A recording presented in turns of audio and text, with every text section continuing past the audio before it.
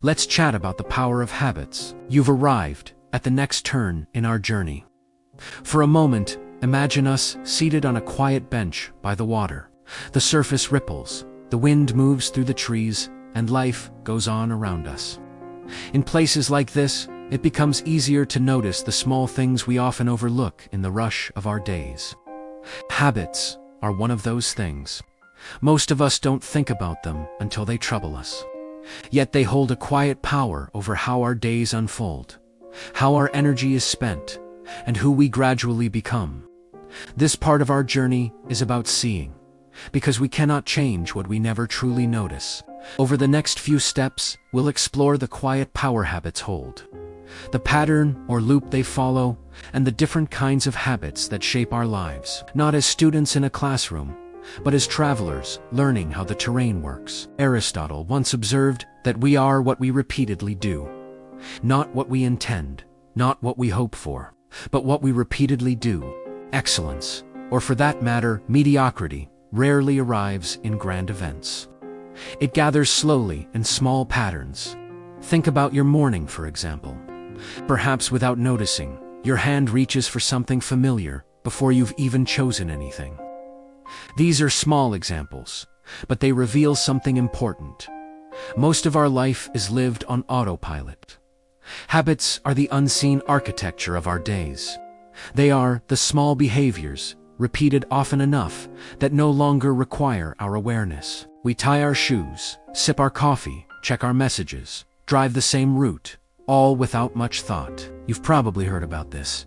Deep inside the brain is a region called the basal ganglia. You might think of it as the mind's autopilot. It stores patterns, so the conscious mind can focus on other things. This isn't a flaw. It's a gift when used wisely, but it is also where both our most helpful and our most harmful habits quietly live. Most habits follow a simple loop. First, something cues us. Second, we perform a routine. And thirdly, we experience a reward. For instance, stress leads to snacking and comfort. Boredom leads to scrolling and stimulation. Fatigue leads to caffeine. The mind learns relief quickly, and it remembers it well. Once you begin to see them, you'll notice habits woven into nearly everything. In terms of health, daily movement strengthens us, while excess consumption wears us down.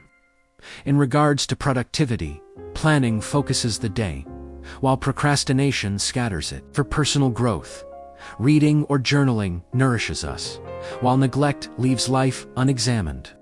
Now, if this feels confronting, breathe. This stage of the journey is not about blaming ourselves for the habits we have. It's about seeing how they work, so we can meet them with choice rather than reaction. Awareness is the first form of freedom. Before we move on, I'd invite you to reflect on one simple question. What do I repeatedly do, without thinking, that shapes my days? Don't try to fix anything yet. Don't label it as good or bad. Just notice. In the next step, we'll look more closely at this habit loop and how it triggers routines and rewards, form the patterns that guide our lives, and how understanding them gives us a foothold for change. For now, remember, you don't need control to begin. You need awareness. That's where freedom enters.